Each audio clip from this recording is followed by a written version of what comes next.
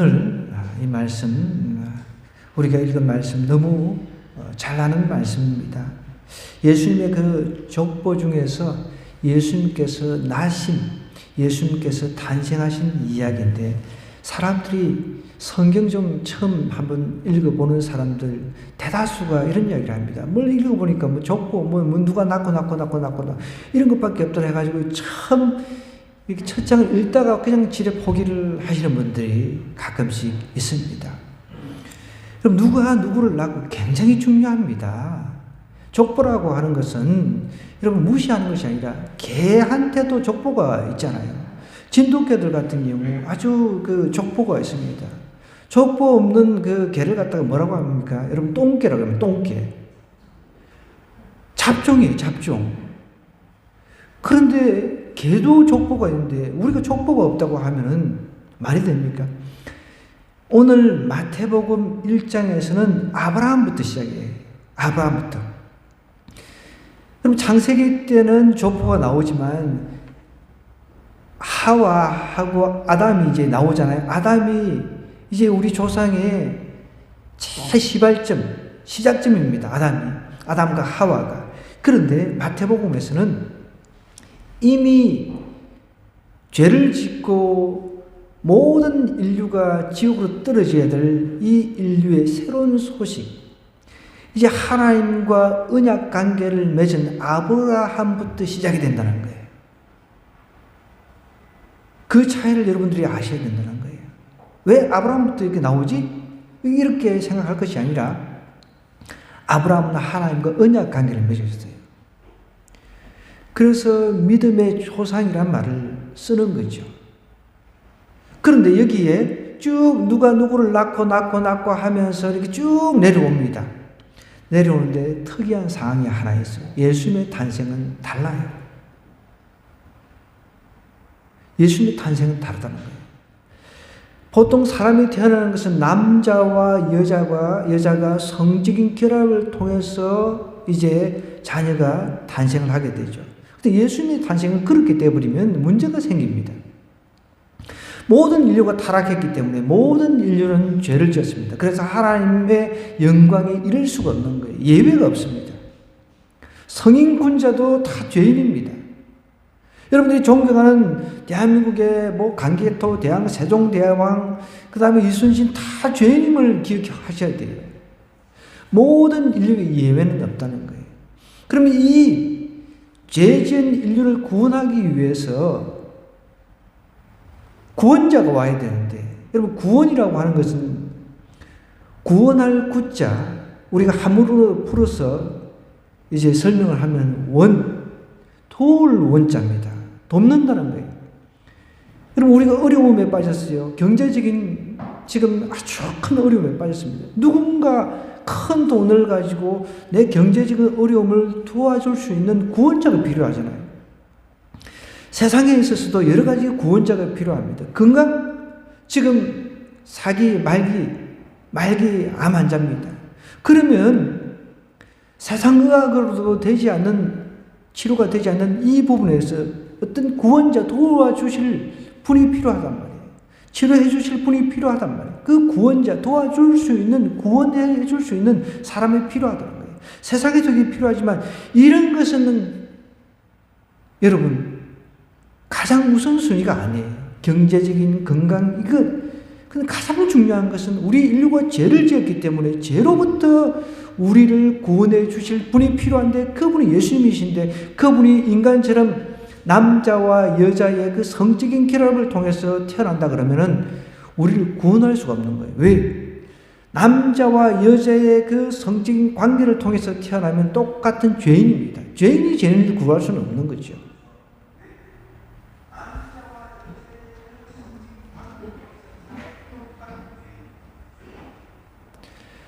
죄인이 죄인을 절대로 구할 수가 없는 것이죠.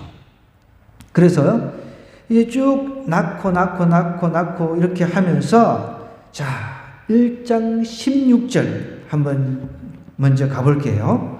1장 16절은 야곱은 마리아의 남편 요셉을 낳았으니 마리아에게서 그리스도라 칭하는 예수가 나신다. 그게 아브라함부터 이제 쭉 이삭을 낳고 남자가 이제 남자에 의해서 남자의 그 씨에 의해서 이렇게 다 인간이 이렇게 태어났지만 여기서는 요셉을 낳았으니 하면서 요셉이 예수님을 낳았다 그런 표현이 없습니다. 뭐라고요? 마리아에게서 그리스도라 칭하는 예수님께서 나셨다는 거예요. 여기서 다른 사람의 사람을 낳는 거하고 그리스도라 칭하는 예수가 나시는 거하고 근본적으로 틀립니다. 하나님은 인간의 몸을 입고 스스로 잠시 마리아의 자궁을 빌려서 스스로 나오셨다는 거예요. 스스로 하늘에서 하나님께서 하나님 아버지의 그 파견을 받고 스스로 인간의 몸을 입고 스스로 이 땅에 오셨다는 거예요. 그것을 여러분 먼저 기억을 해야 돼요. 이때 마태가 마태복음을 기록할 당시만 해도요, 이 요셉과 마리아 이 두 부부를 아주 공격을 많이 했어요. 불륜을 저지러 가지고 예수가 태어났다, 사생하다, 이런 공격이 굉장히 심했습니다. 여러분, 이게 이해가 안 되잖아요. 우리 인간의 입장에서는. 이게 이미 예수님께서 700년 전에 그 이사야가 예언을 했어요. 구약시대에 이사야서에서 이미 우리를 죄에서 구원하실 자가 나타날 것이다. 지금 이 마태복음이 이렇게 기록되던 시절에는 로마의 지배를 당하고 있던 시절이잖아요. 암흑시대입니다. 어떻게 보면. 영적으로도 암흑시대예요. 유대인 이스라엘 입장에서 보면. 지배를 받던 시대. 거의 400년 동안 암흑시대였단 말이에요. 그런데 하나님께서는 그 암흑시대에 빛을 비춰주시는 거예요. 이미 예언되었던 더 거슬러 오면 창세기 타락했을 때부터 3장 15절부터 원시복음이라고 하는 게 나와요. 거기서부터 이제 예언이 되었고 하지만 더 구체적으로 이사야 시대 때 우리를 죄에서 구원하실 예수님께서 메시아가 오신다. 이제 그것이 이제 실현이 된 거예요. 실현이 된 겁니다. 그래서 마리아에게서 났다는 거예요. 마리아에게서. 요셉에게서 난 것이 아니고 이 차이를 여러분들이 이해를 하셔야 된다는 거예요. 인간이 다 남자에 의해서 이렇게 보통 아브라함이 이삭을 낳고 야곱이 유다와 그 형제 낳고 이렇게 표현하는데 여기서는 마리아에게서 그리스도라고 하는 기름 부음 받은 자는 뜻입니다. 그리스도라 하는 그 예수님께서 나셨다는 거예요. 누구 남자와 여자의 관계에 의해서 태어난 것이 아니라 하나님께서 스스로 죄가 없으신 분이시니까 완전한 인성과 완전한 신성을 동시에 가지신 분만이 우리 인간을 구원해 줄 수 있으니까. 그래서 이런 모습으로 이제 우리 세상에 오시는 것입니다. 이제 18절부터 이제 이렇게 이야기를 하는 거예요. 예수 그리스도의 나심은 이러이러합니다 하면서 그의 어머니 마리아가 요셉과 약혼하고 동거하기 전에 성령으로 잉태된 것이 나타났더니 남자에 의해서 남자와 여자의 정자와 난자가 만나서 그렇게 잉태되는 게 아니라는 거예요. 성령 하나님에 의해서 잉태가 된 것이죠. 그렇지 않고서는 우리 인간을 죄에서 구원할 수가 없는 것입니다. 우리가 흔히 이제 모슬림권, 이슬람권에서 믿는 알라라고 하는 그 알라는 굉장히 무서운 분입니다. 다가갈 수 없는 분이에요. 우리 인간하고 어떻게 하나님하고 밥도 같이 먹고 이게 말도 안 돼요. 그들은 이해를 못 합니다. 그런데 우리 기독교에서는 하나님이 인간이 되시가 우리하고 같이 밥도 먹고 이제 이 마태가 그 기록했을 당시 예수님하고 같이 살았잖아요. 공생의 기간 동안 예수님 따라다니면서 같이 밥도 먹고 식사도 같이 하고 쭉 걷기도 하고 배도 같이 타고 온갖 어려움들을 다 같이 보면서 예수님께서도 사람들이 죽어가는 모습들 그런 것들 병자들 보고 우시기도 하시고 그러니까 인간이 도저히 근접할 수 없는 그 하나님, 그 신이 인간이 몸이 되셔가지고 우리 곁에 오셔가지고 우리하고 같이 손잡아 주시고 우리의 아픔을 치유하시고 그렇게 해주셨다는 거예요. 그러니까 그들 이슬람권을 생각하는 이 어떤 신과 우리가 지금 믿는 이 신은 너무 차이가 있는 거죠. 이렇게 하나님께서는 성령 하나님에 의해서 잉태된 것이란 거예요.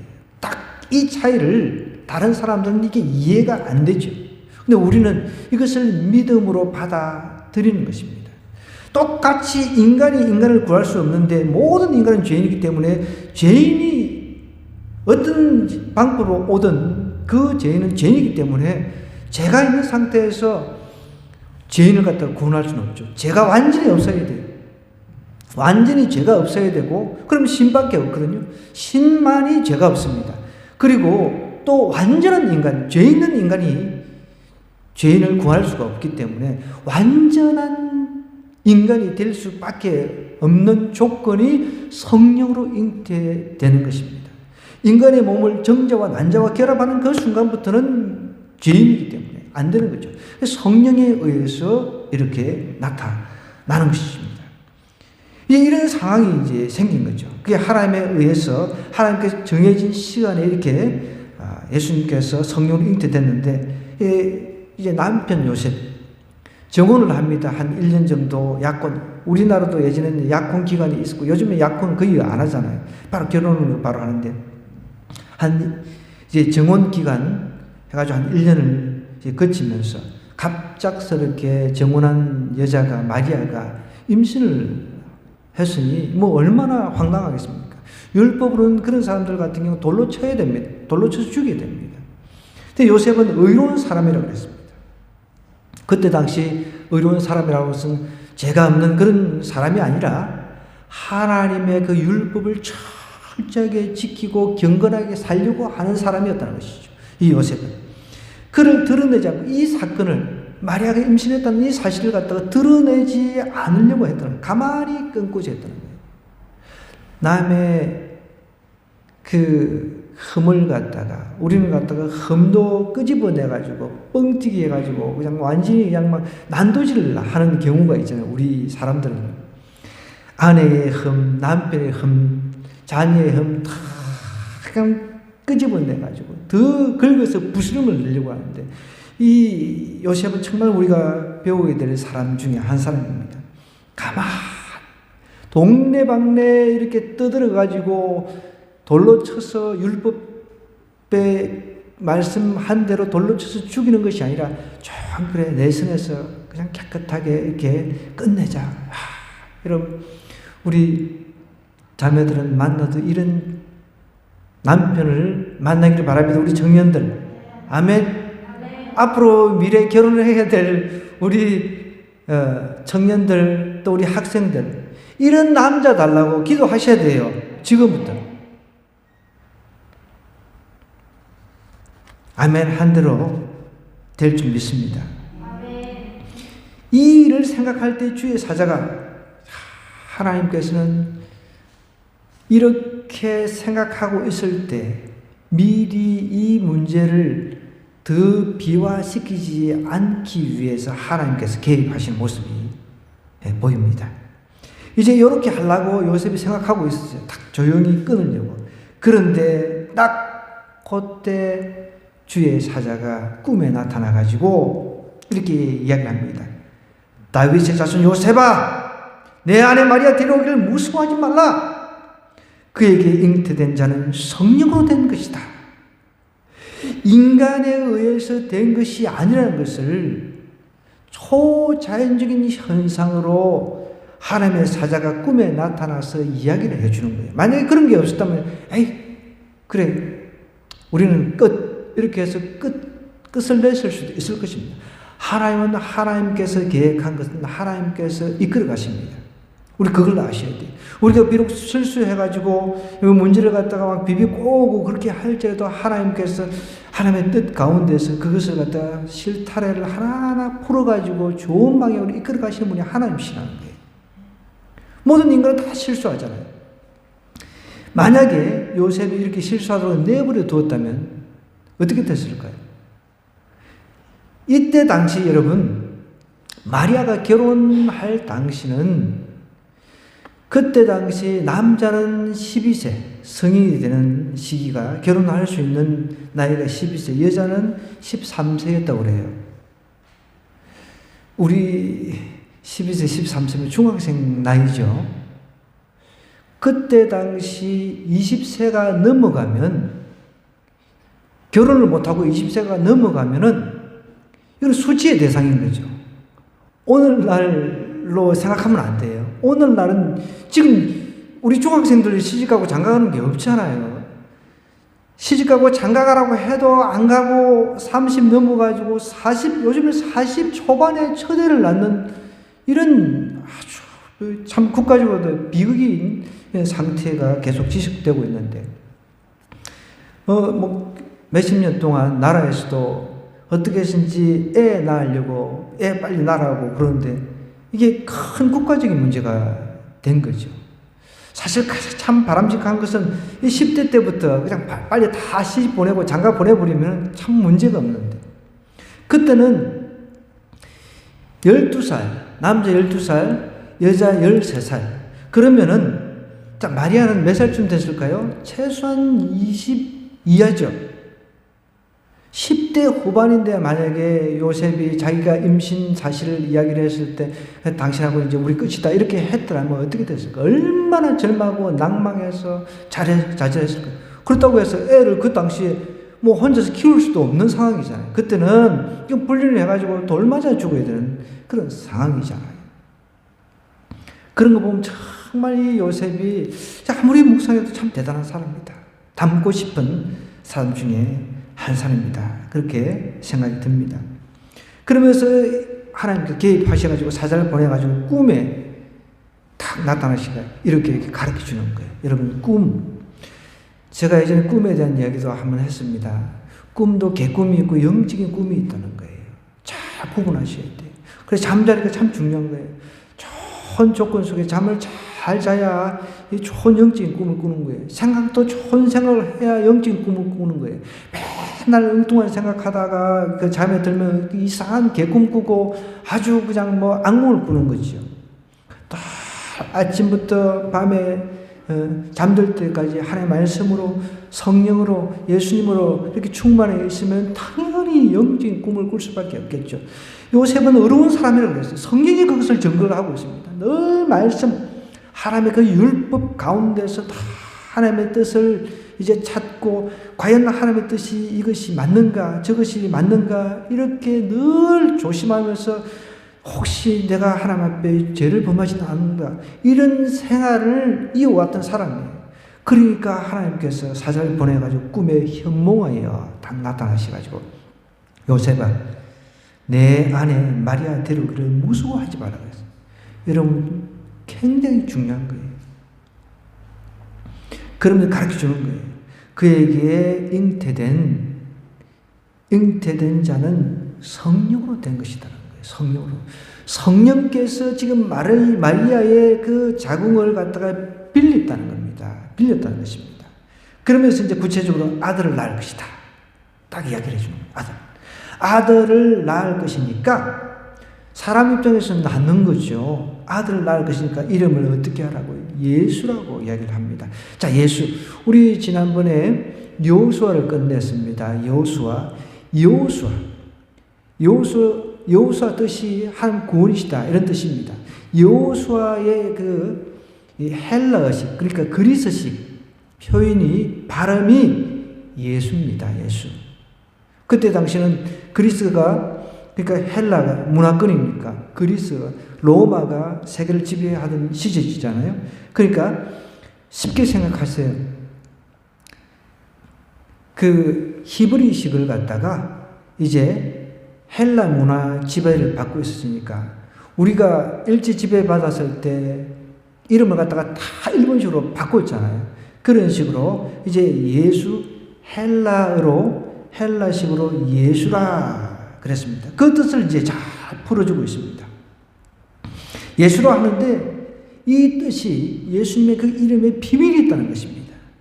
예수님의 그 이름의 비밀, 그것을 우리가 인격적으로 체험을 해야 돼요. 오늘 그런 시간이 좀 됐으면 좋겠습니다. 아멘입니까? 아멘. 예수님을 수없이 우리가 들었어요. 근데 그 이름 속에 들어있는 그 비밀을 깨닫지 못하니까 아무 신앙생활에 감동이 없고 은혜가 없고 그냥 예전이나 지금은 똑같은 거예요. 변화가 일어나지 않는 거죠. 오늘 여기 뭐라고 이야기를 하고 있어요? 예수라 하라 하면서 이는 그가 자기 백성이에요. 자기 백성. 여러분, 하나님께서 자기 백성을 구원하러 오셨다는 거예요. 성령으로 잉태된 것이 가슴으로 믿어지는 사람이 자기 백성인 거예요.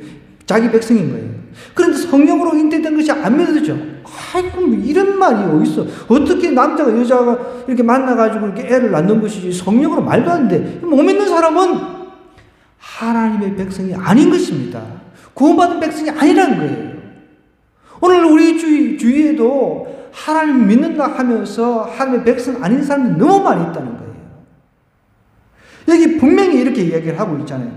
예수라 하라 하면서 이는 그가 자기 백성을 그들의 죄에서 구원할 자이십니다. 자기의 백성. 하나님은 자기의 백성을 위해서 죄에서 구원하기 위해서 이 땅에 오셔서 십자가를 지셨다는 거예요. 자기 백성 아닌 사람을 위해서 죽으시는 것이 아니라 바자기 백성 아닌 사람을 위해서 이 땅에 오신 것이 아니라 이 땅에 하나님의 백성, 택한 백성이 있다는 거예요. 그래서 성경은 바울 서신도 보면 하나님의 택함을 강조하고 있어요. 사복음서도 보면 택한 백성, 그것을 이야기를 하고 있다는 거예요. 예수님 당시 때 한번 생각해 보십시오. 제자들이 막 사람들이 처음에는 먹을 거 막 만들어주고 오병이요, 칠병이요 이런 막 이적과 기적을 행하니까 사람들 고쳐주고 하니까 사람들이 막 다 몰렸어요. 그래서 나중에는 막 사람들이 다 떠나버렸어요. 예수님께서 이제 죽으시고 부활할 것을 다 이야기를 하니까 사람들이 아이고 예수님 따라다녀봐요. 별 볼일 없네. 우리도 그렇잖아요. 예수님 따라다니다가 코로나 와가지고 하나님께서 참 코로나를 통해서 휩쓸어 버리니까 아이고 뭐 교회 다녀봐야 소용도 없네. 따라다녀봐야 소용도 없네. 다 흩어져 버리는 거예요. 무려 전 세계적으로 저도 이제 외국 동창들하고 친구들하고 현지인들하고 이렇게 늘 메시지를 주고받잖아요. 우리 한국도 마찬가지고 외국도 마찬가지입니다. 다 떠나가지고 뿔뿔이 흩어져 버린 거예요. 우리가 끝까지 붙잡아야 될 분이 예수님인데 모든 사람은 다 죽잖아요. 죽고 난 뒤에는 심판이 있다고 했는데 내가 조금 예수님 따라다니면 조금만 힘들면 내가 다 포기하고 도망가 버리는 겁니다.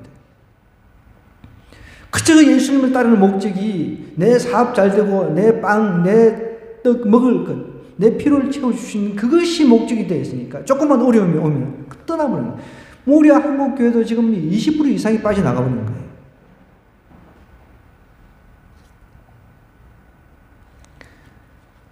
자기 백성, 하나님께서는 자기 백성을 그들의 죄에서 구원하시기를 원하신다는 거예요. 그러면 자기 백성이면 성령으로 잉태되었다는 것이 믿어지는 거예요. 믿음도 그래서 하나님께서 주신다고 한 거예요. 믿음을 하나님께서 주시니까 믿겨지는 거죠. 내가 믿고 싶어서 믿는 것이 아니라 믿어지는 거예요.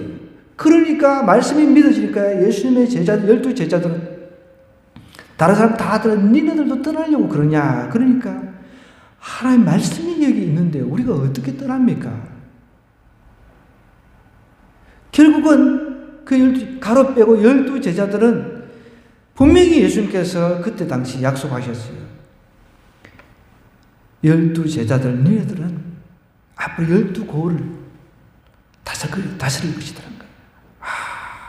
우리가 천국 가면은 정말 12제자들은 그 지파대로 하나님의 그 큰 복을 누리고 있는 것을 우리가 분명히 볼 것입니다.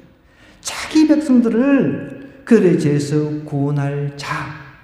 그러니까 예수님이라고 하는 이름의 뜻은 첫 번째 자기 백성입니다. 자기 백성. 남의 백성이 아니라 자기의 백성은 그들의 죄에서 구원할 자라는 겁니다. 내가 하나님의 백성인 것이 믿어집니까?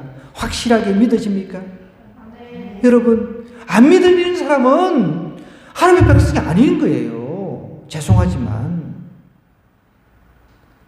교회 와서 아무리 찬송하고 아무리 아멘으로 이야기를 해도 가슴으로 안 믿어지는 사람은 하나님의 백성이 아니라는 거예요. 하나님의 백성이 아니면 나중에 이를 갈고 후회할 날이 온다는 거예요. 밖에서 그냥 막 지옥에 떨어지고 이를 갈고 나는 하나님 잘 믿었는데 뭘 잘 믿었냐는 거예요. 그 이름 속에 있는 이 비밀을 갖다가 착하게 알고 그래 주님께서 자신의 백성 이제 내가 깨달아지니까 나를 구원하기 위해서 십자가에 돌아가 주셨구나. 그것이 깨달아지면 내가 어떻게 하나님의 백성인데 백성다운 삶을 살지 않겠습니까? 마귀의 자식이 아닌데 마귀의 자식이 아닌데 마귀의 자식처럼 행동을 하고 나는 하나님의 백성이다 라고 하나님 저 하시죠? 그럼 나중에 예수님께서 뭐라고 하셨어요? 사람들 난 니 모른다. 난 너 모른다. 이렇게 하나님께서 부인을 해버리신단 말이에요. 참 우스운 메시지입니다. 우리 주님께서 예수님이라고 이름을 붙이는데 그 뜻이 자기 백성을 그들의 죄에서 구원할 자랑 첫 번째가. 그러면서 이제 두 번째 뜻이 나옵니다. 임마누엘이라고 하는데요. 22절 23절 가보겠습니다. 이 모든 일이 된 것은 주께서 선지자로 하신 말씀을 이루려 하심이 이미 이렇게 되고 있는 것은 하나님께서 선지자, 하나님의 대언자들을 통해서 아까 전에도 말씀드렸죠. 이미 700년 전에, 700년 전에 이미 말씀을 하셨어요. 구체적으로요. 더 거슬러 올라가면 창세기 때부터 말씀을 하셨다는 거예요. 그것이 이제 이루어진다는 거죠. 그럼 그래서 우리는 성경도 하나님께서 하신 말씀이 이제 이루어져 가고 있음을 우리가 믿어야 돼요. 지금 여러분 지진이 일어나고 환경적인 재앙, 허리케인 미국의 플로리다 상륙해가지고 막 완전히 그 사진으로 보니까 초토화가 되어버렸어요. 싹 썰어가 버렸어요. 이 모든 것이 하나님께서 이미 예언하신 그 예언 가운데 있다는 것이죠. 이런 것들을 보면서도 뭐 이렇게 돌아갈 것이다. 윤회가 될 것이다. 이렇게 잘못된 가르침 속에서 받아들이고 살아가는 사람들도 있다는 것이죠. 여러분 곳곳에 지진이 일어나고 전염병 그 다음에 나라가 나라를 대적해서 일어나는 이 전쟁들 이런 것들을 보면서 하나님의 이제 때가 가까워졌다는 것을 못 느낀다고 하는 자기 백성이 아닌 거예요. 하나님 백성이 아닌 거예요. 이 모든 일이 이미 선지자를 통해서 수없이 말씀되어져 왔다는 거예요. 근데 어떻게 그 사람들 이렇게 하나님께서 이렇게 앞으로 이런 일들을 하나님께서 이루실 것입니다. 그러면 잡아 죽여버리고 그렇게 해왔단 말이에요. 그러다가 도저히 안 되겠다. 그래 파송된 사람 다 돌로 쳐 죽였으니까 하나님 아들 스스로 이 땅에 오셔가지고 그래 내가 죽으마 해서 돌아가신 사건이 십자가 사건이란 말이에요. 보십시오. 이 모든 일이 된 것은 주님께서 선지자로 하신 말씀을 이루려 하십니다. 여러분 요한계시록도 이제 점점점 예수님의 재림만 남겨두고 있는데 그것을 지금 이루어가는 과정에 있습니다. 요한계시록 여러분 가면 갈수록 그 재앙의 이 모습들을 보면서 정말 전율을 느껴야 돼요. 천체가 흔들리는 이런 모습들을 보면서 우리는 과학을 믿는다. 최근에 보니까 그 큰 혹성 같은 그거를 갖다가 이제 우주선 쏘아가지고 파괴하고 방향을 이제 궤도를 갖다가 트는 것이 성공이 됐다고 막 박수치고 그러는데 여러분 만약에 하늘에서 그런 혹성 같은 그런 것들이 많이 우두둑 떨어진다 그러면 그걸 어떻게 다 해결하겠습니까? 천체를 하나님께서 흔들어 버리면요.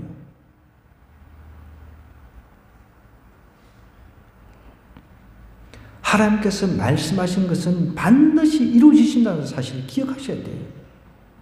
예수님께서 오시기 전에 그 징조를 갖다가 분명히 예수님께서 말씀을 하셨잖아요. 그런데 그 징조가 지금 일어나고 있어요. 그런데도 나는 몰라. 이렇게 관심도 없어. 이렇게 해버리면 난 하나님 백성이 아닌 거죠. 하나님의 백성들은 반드시 그 이루어질 것이다 라고 한 것이 가슴을 믿어지는 거예요. 그러면은 우리 믿는 자는 반드시 예수님께서 오시면 우리는 승리한다. 그거잖아요. 그럼 이제 우리가 어떻게 살아야 될 것인가? 이 요셉처럼 잘 경건해서 하나님의 말씀이 과연 이러한가 하면서 하나님 말씀이 나의 그 삶의 하나의 지표가 되어서 그 기점으로 항상 그 말씀대로 움직이는 삶을 깨어서 그렇게 살아야 된단 말이에요.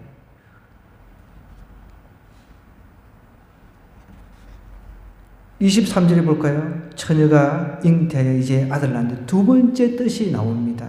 첫 번째 뜻은 자기 백성을, 예수님의 그 이름이 자기 백성을 죄에서 구원할 자라고 하면서 두 번째 뜻을 가르쳐 주는데, 처녀가 잉태해서 아들 낳을 것인데 그의 이름은 임마누엘. 우리 많이 들어보셨어요. 임마누엘이라고 하는 것은 하나님, 요 정도만 알아보세요. 제가 여러분들한테 다른 거 복잡하니까 엘이라고 하는 것은 하나님입니다. 임이라고 하는 것은 이제 함께라는 뜻이고요. 마누가 이제 우리라는 뜻인데 하나님이 함께 하신다는데, 문제는 여기 있어요, 여러분. 처녀가 잉태했다는 거예요. 그래서 이 처녀라고 하는 이 원의의 이 뜻은, 여러분, 오늘날은 이게 성이 개방이 돼가지고 혼전, 결혼 전에 성관계를 맺어가지고 처녀로 있는 사람들이 수두룩하잖아요. 심지어 교회에서 어떤 전도사라고 하는 분이 이제 그 교회 안에서도 성을 개방을 해야 된다는 식으로 좀 굉장히 충격적이었습니다. 그런 영상을 한번 접했는데, 처녀는 여기서 말하는 처녀는 오늘날 관념의 처녀가 아니에요. 남자를 전혀 경험하지 않은 처녀를 말하는 겁니다. 오늘날은 여러분 주변에 보십시오. 우리 청년들, 대학교 주변에는 동거하는 커플들이 엄청 많다고 그러지 않습니까? 근데 처녀 총각이에요, 다. 결혼도 안 해요. 주변에 이렇게 사귀는 사람들 보면 빨리 결혼시키라고 이야기를 하면은 지네들이 결혼을 안 하겠다고 이야기를 해요. 한대요. 그 결혼을 안 하고 그럼 언제까지 사귀기만 할 것인가? 답답하죠. 여기서 말하는 처녀는, 여러분, 우리가 동정녀라는 말을 씁니다. 그죠? 이게 한문이에요, 한문. 동자라고 하는 것은 아이동자예요. 동자. 아이동. 정자는 이제 고들정. 전혀 성적인 관계를 갖지 않은 처녀라는 거예요. 오늘날 혼전에 이미 관계를 다 맺고 그냥 그런 처녀가 아니라 마리아가 그런 동정녀, 그런 동정녀였다는 것입니다. 거기에 하나님께서 자궁을 빌려가지고 하나님께서 스스로 잉태하셔서 하나님께서 아기 때부터 하나의 정으로부터 하나님께서 자라나셨어요. 보여주셨어요. 그럼 여기서 우리 하나의 힌트가 나와요. 낙태하면 안 되겠죠. 그러니까 처녀 총각들이 결혼 빨리, 정년기 빨리 해버려야 되는데 그 본능을 참지를 못하니까 일 저질러가지고 아기가 생기면은 급한 불을 끄기 위해서 싹 지워버리는 거죠. 예수님께서 잉태되셨다는 거예요. 잉태라는 건 이제 한 점으로 오셔가지고 점점 우리 인간처럼 자라나셨다는 거예요. 잉태하여 아들을 낳을 것이요. 그의 이름이 어떻게 해요? 하나님이 함께 하신다라는 뜻의 임마누엘이다라고 이야기를 하는 거죠. 첫 번째, 자기 백성을 그들의 죄에서 구원할 자이라. 그 다음에 그 이름은 임마누엘인데 번역을 하니까 하나님이 우리와 함께 계신다는 거예요. 하나님이. 죄에서 우리를 구원해 주실 뿐만 아니라 우리 일상생활 속에서도 함께 하신다는 거예요. 내 삶을 갖다가 그냥 모른 척하고 넘어가시는 것이 아니라 내 삶의 일두수기, 그 한 모든 매 순간 내가 행동하는 모든 순간순간을 지켜보면서 내 필요를 채워주시려고 준비하시고 또 내가 어려우면 도우시려고 애를 쓰시고 그분이 예수님이시라는 거예요. 지금도 하나님 우편에서 중보하고 계신다잖아요. 매 순간 하나님을 우리가 느낄 수 있잖아요. 멀리 있는 하나님이 아니라 이 예배 가운데서도 말씀 가운데서 우리와 함께 하시고 우리가 기도하는 가운데 기도 가운데 우리와 함께 하시고 찬양 가운데 찬양 부르는데 하나님이 우리와 함께 하시고 이런 하나님 얼마나 우리는 좋아요. 그러니까 예수님이 내 친구다는 표현을 우리는 쓰는 거죠. 타 종교에서는 어떻게 하나님 신이 친구가 될 수 있습니까? 될 수가 없죠. 여러분 보십시오. 우리는 한국적인 문화에서는 한 살만 많아도 나이를 따지잖아요. 어디 가면은 당신 나이 몇이요? 물어보고 그러면 이게 계급이 딱 서열이 잡히잖아요. 고향이 어디요? 그걸 갖다 보니 한 살 어리네? 그럼 동생이야. 이제부터 동생이야. 형 동생. 근데 우리가 어떻게 하나님한테 하나님 내 친구다는 이런 표현을 쓸 수 있냐는 거예요. 기가 막힌 이 안에 비밀이 있는 거죠. 그 하나님이 나와 함께 하시고 늘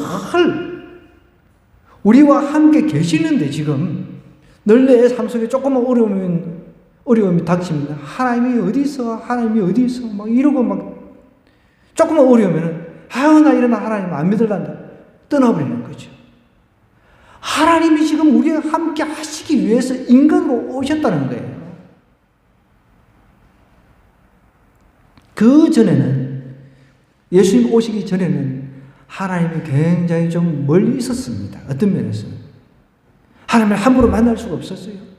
성막이라든지 이런 이 성전을 통해 가지고 대제사장을 통해서 1년에 1차씩 탁 들어가서 거기서 죄짓고 막 들어가면 막 하나님이 죽여버리시고 굉장히 어떻게 보면 무서운 하나님이셨어요. 그런데 우리와 영원히 함께 하시기 위해서 이 땅에 인간의 육신을 입고 오셨어요. 그러면서 같이 손잡아주고 같이 울어주고 같이 웃어주고 늘 우리 가운데 계신다는 거예요. 그걸 모르고 있다는 거죠. 아직까지. 요셉이 이 이야기를 듣고 자기에서 뻘떡 깨서 일어나서 주의 사제 분부대로 행하여 그의 아내를 데려와서나 아들을 낳기까지 동침하지 아니했다 그랬습니다. 이것도 대단해요. 보통 남자들은 어떻게 참습니까? 그런데 아들을 낳기까지 동침하지 아니했다는 거예요. 그러자 이제 아이가 이제 태어났습니다. 예수님 태어났어요. 아이가 태어나자 이름을 갖다가 예수라 이렇게 불렀다는 거예요. 이미 뱃속에서부터 이름을 하나님께로부터 받았습니다. 우리도 여러분 결혼을 앞둔 자매들 또 총각들이 있다면 이미 뱃속에서 태어나기 전에 이름을 받아야 돼요. 하나님께로부터 이름을 받아야 돼요. 내 뜻대로 막 지어가지고 그러지 마시고 하나님께로부터 이름을 받아야 돼요. 미리 받아 놓으세요. 애가 안 생겨도 미리 받아 놓으세요. 우리 경희자매 이미 하나님께서 애기 주실 줄 믿고 이미 이름을 받으세요. 기적이 일어날 줄 믿습니다. 여러분 송명희 시인 아시죠? 장애인, 중증 장애인입니다. 저도 그 송명희 시인 예수 그 이름 참 좋아하는 시예요. 근데 그 작사가 한 분이 아주 그냥 성적으로 막 부패해가지고 그것 때문에 저도 제가 참 좋아했던 찬양곡인데 잘 안 부르게 돼요. 그 사람 때문에 그냥. 뭐 들리는 이야기는 다시 회개했다는 그런 이야기는 들었습니다. 그래도 하여간 흠집이 생겨버렸잖아요. 흠집이. 이번 송명희 시인이 예수 그 이름을 썼는데 이 내용은 이렇습니다. 예수 그 이름 나는 말할 수 없네. 그 이름 속에 있는 비밀을 오늘 우리가 그 이름 속에 있는 비밀을 봤잖아요. 그 이름 속에 있는 사랑을 우리와 함께 하려고 하고 우리의 그 죄 가운데 다 지옥 가려고 하는 우리를 갖다가 구원하기 위해, 자기 백성을 구원하기 위해서 이 땅에 오셨다는 거예요. 그 비밀, 그 이름 속에 있는 비밀을, 그 이름 속에 있는 사랑을, 그 사랑을 말할 수 없었어요. 얼마나 깊은지, 바다보다 더 깊고, 바다 속에 깊이 들어가 본 사람 없잖아요. 근데 그 바다 속에 하나님은 그 바다 속, 그 깊이 있는 바다 속을 걸어 다니시는 분인데, 바다 속, 그 사랑, 다 알 수가 없더라고요. 그 이름 속에 있는 사랑을, 그 사랑을 말할 수 없어서 그 풍부한 표현이 어땠어요? 비밀이 되었네.